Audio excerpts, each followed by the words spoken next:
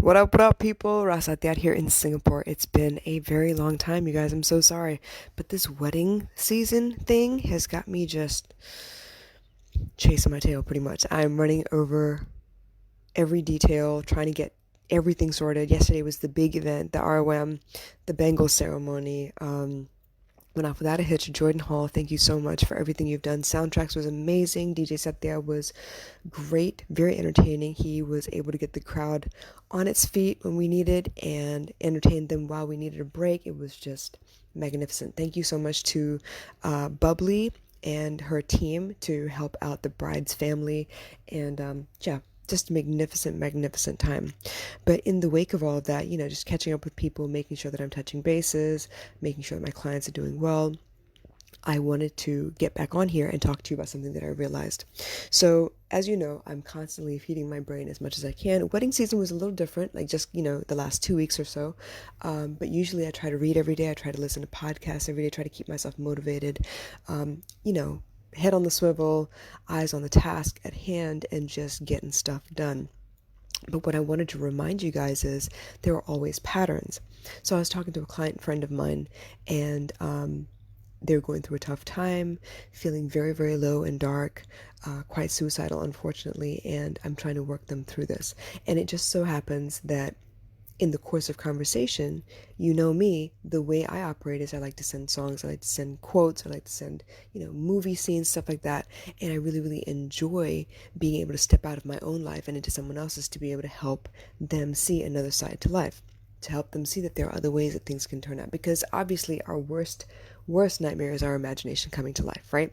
But how often does that happen? I can't prove that to you either. So sometimes you need to see it for your own, with your own two eyes. Anyway, the point being that when, through the course of this conversation, I was speaking to this person, I realized that back in college when we were doing pattern recognition testing with rats, it goes back to Pavlov's dogs, all of that. But we were trying to see how big a chain of numbers or number sequences that animals could actually remember. And it just so happens that it's between 7 and 9 digits, and usually it breaks down to 3, 4, and 5 sections, like patterns of 4, 5, or 3, 4, and 5, whatever the case may be, so we can actually really remember what the number is. So we went down to Florida to present this at a conference. I am published with this research many years ago. This was back in like 2002, right? But with that research, what I realized was that anything can be retrained. Any memory, any trigger, any of those things can be retrained. Just like they are a trigger right now, it's because you revisited certain memories when you thought of that one particular item. So let's say it's a specific movie. Let's say it's the movie Inside Out, because it's a very emotional movie. Maybe you saw it with your best friend. Maybe you spent lots of time with her, and the best movie to describe who she was Joy from Inside Out. But let's say something happens to her. Maybe she left suddenly, or maybe unfortunately she was going through some difficulties and was not brave enough or trustful enough to reach out and ask for help, and she actually ended her life. So now that movie becomes a trigger for you.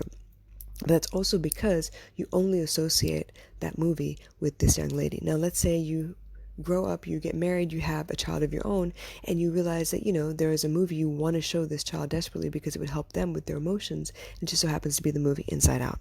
Okay. And obviously, as painful as it has been, you've avoided this trigger for a very, very long time. But you don't get to move forward in life until you face those triggers, unfortunately. You're going to have to look at those things, turn them over in your head, figure out, where it's coming from, why it's happening the way it is, why do you associate this with that over and over again. And from there, it becomes the process of retraining that particular trigger into something more productive, not something so painful, right? So in this regard, this is firmly my belief. I really, really think it's possible because when we think about certain things, smells, songs, people, we have certain memories that pop up, and it's because we revisit them over and over again. Let's think about, that movie exactly, Inside Out. Everything that you see, hear, experience through your senses has the potential to become a long-term memory, but it doesn't unless you revisit that memory over and over again. It's like right now when people have WhatsApp conversations and it feels like a relationship, you're flirting with each other really hard. And when you go through periods of you haven't heard from that person, you tend to go back in time and revisit the parts of the conversation that felt good to you. You read them over and over again. It's hard because it's in black and white. They definitely felt that way at that particular point in time, but you can't guarantee that they still feel the same way. It's the reason that people hang on to relationships way longer than they really need to. They are afraid of letting go of people. They're afraid of, moving on and trying to find something new with somebody else because they remember those times where it was so good. They revisit those times where it was so good. But when you're talking to people and you're upset about something, you only tell them about the bad stuff. So it's with that idea in mind that I'm telling you right now, I believe you can retrain your memories. You can retrain your triggers so that they're not so painful, so they don't remind you of the things that they once did. Because honestly speaking, before you attach that memory to that item, to that experience, they were just items, they were just experiences. The song, oh my gosh, making my way downtown, walking fast, faces flashing, and I'm homebound. Like, I can't remember the actual lyrics unless the song is on for some reason. But that song was just a song for a very, very long time. And then it was used in pretty much every romantic comedy that you could think of at some point or another during the 90s. And right now, the only memory that I associate with that is white chicks. Right? So at some point during my life, that song had no meaning. It was just a song you sing along to on the radio. At another point in my life, it became about the lyrics of the song itself.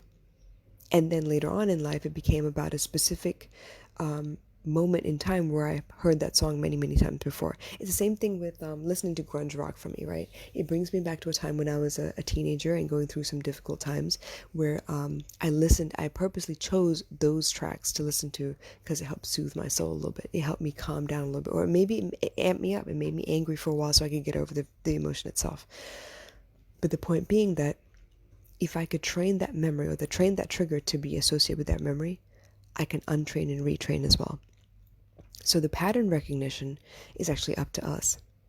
It's the way I teach my daughter how to read time. Right now, I have her go through a series of questions in a specific order so she can fight her dyslexia and actually read the time very easily.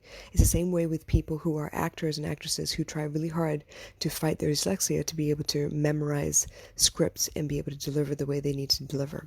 They have hacks, they have things that they do in a specific sequence so they don't mess up, they don't make mistakes unnecessarily, and they can get to the end result.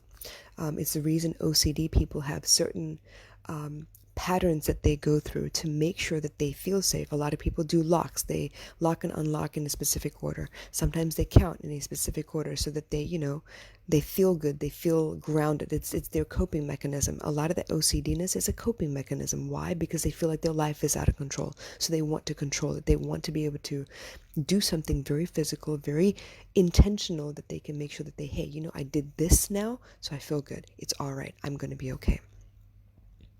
So I hope you understand what I'm saying, you guys.